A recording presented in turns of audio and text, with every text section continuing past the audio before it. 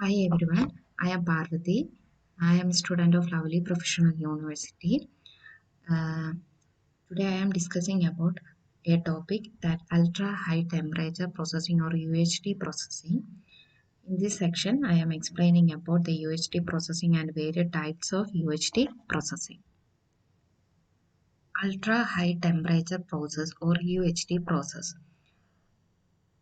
The UHT process is an integrated series of unit processes which transform a non-sterile product into a packaged sterile product which is stable at a room temperature. Which means the process is an integrated series of unit process. Which means integrated means together. So UHT process is an integrated series of unit process which transform a non-sterile product. A non-sterile product means the product which is not free from germs or microorganism. So that product we want to transform to a packaged sterile product which is stable at a room temperature. The process of UHT sterilizing plant to heat the product to a temperature of the order of 135 to 150 degrees Celsius, hold it at that temperature for a few seconds and then cool it to a suitable temperature for filling. The main purpose of UHT sterilizing plant is to heat the product at temperature between 135 to 150 degrees Celsius. After heating, we want to hold it for a few seconds, then it cools. The main goal of UHT treatment is to maximize the destruction of microorganisms while minimizing the chemical changes in the product. The main aim of the UHT treatment is to minimize the chemical changes in the product. There are many types of UHT processing plant, all of which aim to give a satisfactory product, but which may differ from other. So, the main aim is that, or the main aim of the UHT processing plant is to give a satisfactory product. There are many examples of food products which is processed by UHT processing. Some of the examples are liquid products like milk, wine, cream, etc. And also food with the discrete particles. Discrete particles means individual particles, and food with the large particles. Next one is steps involved in UHT process. There are several steps involved in UHT process. First one is raw material input. Raw material means the product which we taken. For example, milk. Milk is the, if we take milk, milk is the raw material. So we first we want to preheat the milk. Then after preheating, the next step is homogenization. Homogenization means the process of reducing a substance such as fat globules in milk and it distributes it uniformly throughout the milk.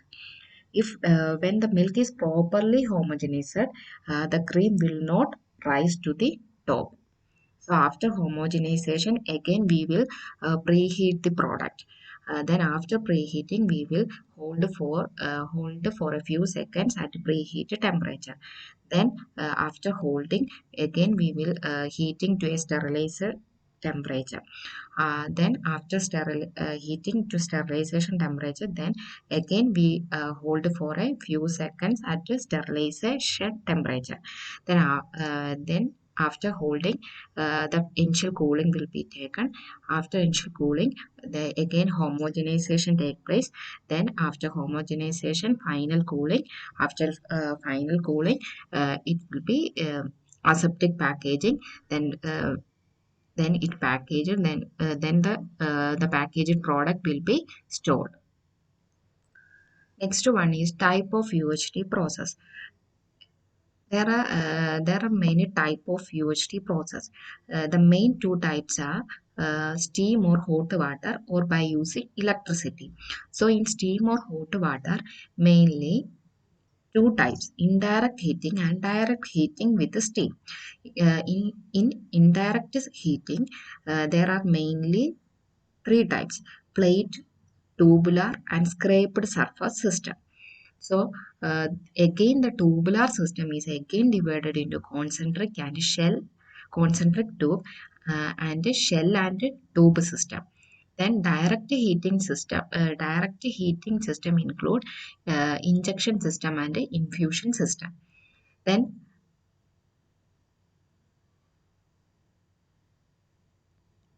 Then by electricity, there are mainly three types: conductive heating, indirect with electric elements, and by friction. First one is indirect heating system. Indirect UHT plants are the most common type used in dairy industry. In this heating system, heat is transferred to the product by conduction and convection from steam or hot water. So, indirect UHT plants, indirect heating system is mainly used in dairy industry. So, in this heating system, the product is transferred by conduction or convection method from steam or hot water. Convection means transfer of heat due to the bulk movement of molecules within fluids. So, what is convection? Convection means a transfer of heat due to the bulk movement of molecules within fluids. When hot water is used, the water flows in the reverse direction to the product. If hot water is used, the water will flows in reverse direction. Due to this reverse direction, which result this result current flow minimizes the temperature between the product and the heat medium. So due to this reverse direction to the product, the temperature between the product and heat medium will be minimized. So indirect heating system can again divided on the basis of heat transfer surface. Uh, there are three types: plate heat exchanger, tubular heat exchanger, scraped surface heat exchanger. First one is plate heat exchanger. Plate heat exchanger used at lower temperature. For example, pasteurization of milk, cream, ice cream mix, etc. for many eggs. So this plate heat exchanger type are used at a low temperature. If we take an example, the milk is pasteurized, then cream, then ice cream mixer. If we want to store these products for many years, we this type of plate heat exchanger are used. Plate type heat exchanger consists of many corrugated stainless steel sheets which is separated by a polymer gasket. So, plate type heat exchanger consists of stainless sheet. We can see that in this picture, stainless steel sheet is there, which is separated by a polymer called gaskets. Here we can see that gaskets is there, and which is connected with a steel frame. This heat exchanger transfer heat by placing a thin corrugated metal sheet side by side, and which is connected by gaskets. So this heat exchanger transfer heat through this metal sheet, which is placed side by side and which is connected by gaskets. The flow of the substance to be heated and then cooling take place between alternating sheets, allowing heat to transfer through metal sheets. So the flow of the substance, the substance flow uh, to be heated and then and the cooling take place where, between these alternating sheets, which allow heat to transfer through metal sheets. One of the main advantages of plate heat exchanger is for the processing of liquid food, we can easily separate it and give access for cleaning. Next one is tubular heat exchanger. Tubular heat exchanger are mainly two types: concentric tubes, shell and tube heat exchanger. First one is concentric tubes. They are formed by combining two or three stainless steel tube length one inside another with a spacer, often a spiral wire in which inter tube space to maintain them concentric. There are two type of concentric tube assembled used in UHT plant. So these concentric tubes are formed by combining two or three stainless steel. So in these concentric tubes consist of two or three stainless tube which is placed one inside another with a spacer. There are two types of concentric tube, double tube used for refrigeration and triple tube used for final steam heating. Next one is double tube and triple tube system. Double tube system is used for simple heating and cooling where the product flows through the center tube and the heating and cooling medium flows in the annulus. Here we can see the picture. In this picture, uh, we can see here a center tube is here. The product is flows through this center tube and the heating and cooling medium flows in the annulus. Double tube system is mainly used for simple heating and cooling. The next one is triple tube system. There is also a picture for triple tube system. The triple tube system is used for the final stage of heating to the sterilization temperature. So, this triple tube system is used for the final stage of heating. Here, the product flows in the annulus between the inner tubes and heating medium flows in the center tube and the outer annulus. Here also, we can see that the product is through uh, flows through flows through these annulus between the two inner tubes. These two inner tubes, the product is flowing between these two inner tubes and heating medium flows in the center tube in and the outer annulus. The given picture, the given picture is the tubular UHT system. Here we can see that it is not a 1, 2, 3 like that. So I will explain one by one. This one means it's a tubular preheaters. What tubular preheaters? This one are tubular preheaters.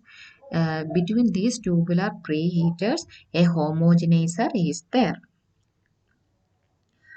So after preheating, the product will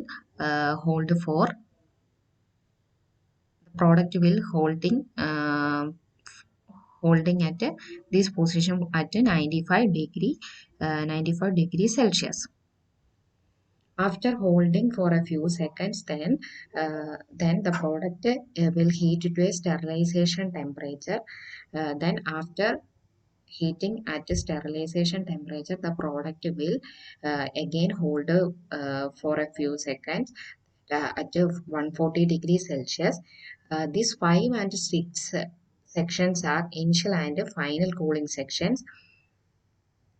The this is the seventh one is the sterile tank.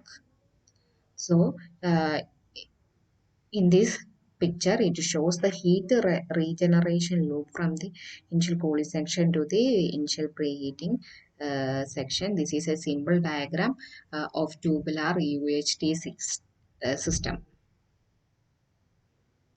Next one is shell and tube heat exchanger.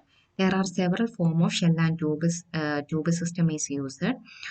So there are several forms of shell and tube system is there. One of the form is this tube contains the fluid must be either heated or cooled. In the another form, the fluid runs over the tubes that are being heated or cooled so that it can be either provide the heat or absorb the heat required. Then a set of tube is called what? Tube bundle. A set of tube is called a tube bundle. Shell and tube heat exchangers are used for high pressure application.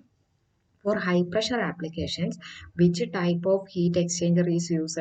Shell and tube heat exchangers are used for high pressure applications. The uh, main principal operation is fluids of different temperature are combining together, but they are not uh, mixing with each other. So, the main principle of this operation is two fluid of different temperature are brought into close contact, but they are not mixing with each other.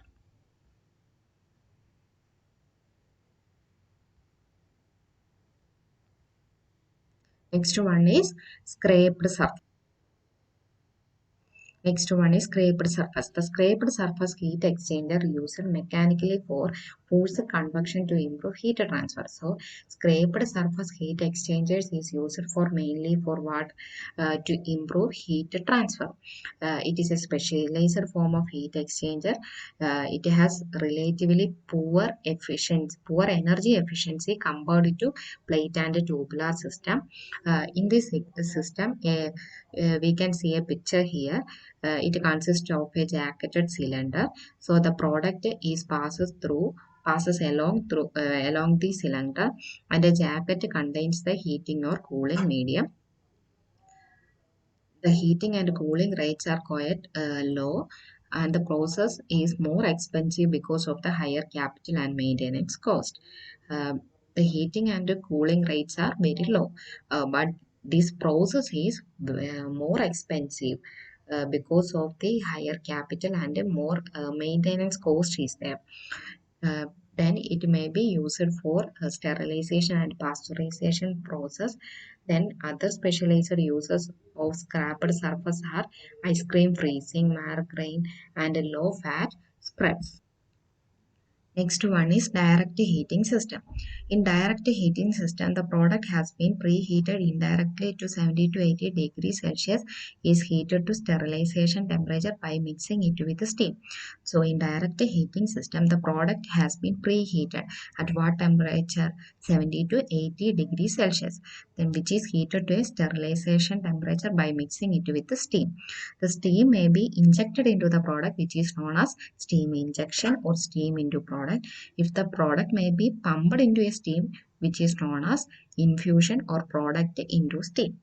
This method of heating can cause dilution of the product. So, in direct heating system, the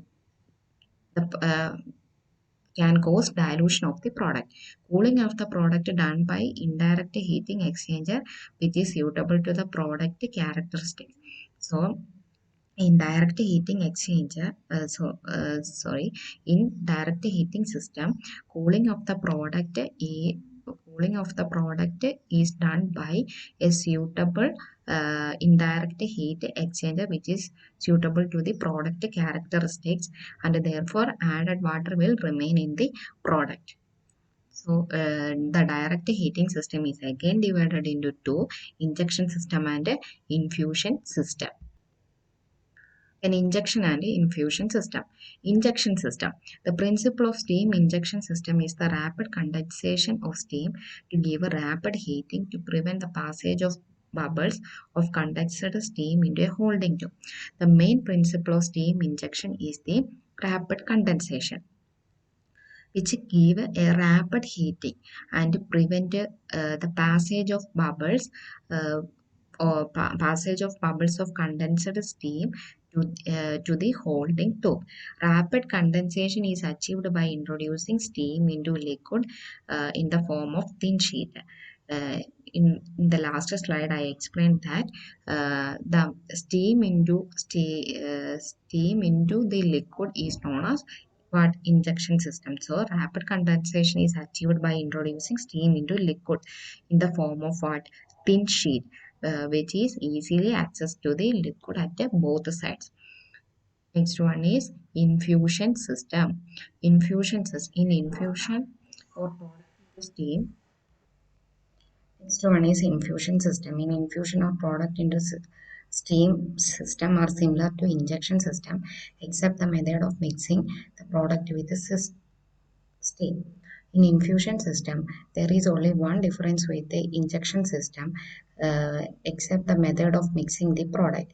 In this system, there is a steam pressure vessel with a conical base into which the heated product falls, and from there it passes to a holding tube. In this system, there is a steam pressure vessel is there with a conical base, into which the heated product falls, and then it passes to holding tube. The size and proportion of the vessel differ, but the heating time as the product passes down through the steam atmosphere is not likely to be more than about half a second.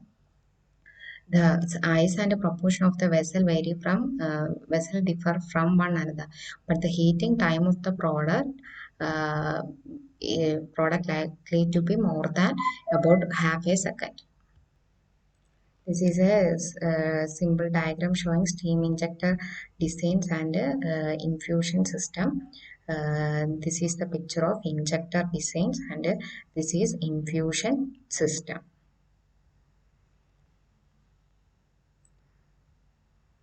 Next one is uh, heating with electric elements, conduction heating and friction heating. uh, Indirect heating with the electrical elements. First one is indirect heating with electrical elements. In the system, the product is heated to the sterilization temperature by passing it through by a stainless steel tube through which the electricity is passed. In this type of system, the product is heated to sterilization temperature, passing through a stainless steel through which the electricity is passing. The electric current heat the tube and the heat is transferred to the flowing product by a normal heat transfer. This system employs a tubular indirect heating, but the product heating surface heated electrically rather than a heating medium. In this type of heating system, there is a difference that it has a it is electrically heated uh, rather than a heating medium. Next one is conduction heating. Many liquid products contain free ions. For example, milk. If we take the example of milk, milk contains uh, more free contains free ions which allow them to conduct electricity. In conduction heating system, consists of a vertical tube, consists of a titanium based electrodes and connected in pairs. In conduction heating system, it consists of a vertical tube which contains a titanium based electrodes which is connected in pairs. The electrodes and the product heater tubes are separated to prevent the current leakage. This system compresses three. This system compresses heating, holding, and cooling. Next one is friction heating. A sterilizer is used for friction heating. The sterilizer consists of a stainless steel disc which rotates, and there is a space between the disc and the stainless steel housing. So friction heating is used. In friction heating, a sterilizer is used. This sterilizer consists of a stainless steel disc which is rotating, and there is a space between the disc and the stainless steel housing. The liquid enters at the axis and passes through these spaces. Uh, the frictional shear forces in the liquid causes rapid heating. Uh, the frictional shear forces is responsible for rapid heating. The heated liquid without holding passes to the regenerator and then for cooling. The basis of UHT is the sterilization of food before packaging and then filled in a pre-sterilized containers. The main base of the UHT process is uh, the sterilization of food before we pack and then we filled in a pre-sterilized container. There are three type of aseptic packaging. First one is fill and seal. Second one is foam fill and seal. Third one is erect fill and seal. Then several package form is used in aseptic packaging. They are can, flexible pouches, tetra packs, flow molded containers, etc. These are some of the references and thank you.